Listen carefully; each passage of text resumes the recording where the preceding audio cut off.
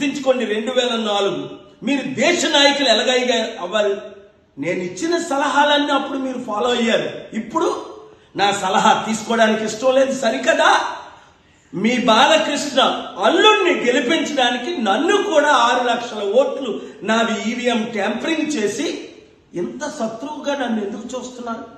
ఇన్ని సంవత్సరాలు 30 సంవత్సరాలు మీకు బ్లెస్సింగ్స్ ఇచ్చినందుక, సపోర్ట్ ఇచ్చినందుక, ఆశీస్సులు ఇచ్చిన, ఇప్పుడు కూడా మిమ్మల్ని నేను క్షమించి మీకు అండగా నిలబడి దేశంతో ప్రపంచాంతో పోరాడి రాష్ట్ర అభివృద్ధి కొరకు నేను సిద్ధంగా ఉన్నాను. మీరు సిద్ధంగా లేరు కదా?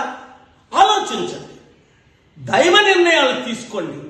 దేశం కొరకు, ముఖ్యంగా మన రాష్ట్ర అభివృద్ధి కొరకు, 6 కోట్ల ప్రజల్ని రక్షించడం కొరకు ఒక్క మంచి పని మీరు చేయండి. దేవుడు మిమ్మల్ని దీవిస్తాడు.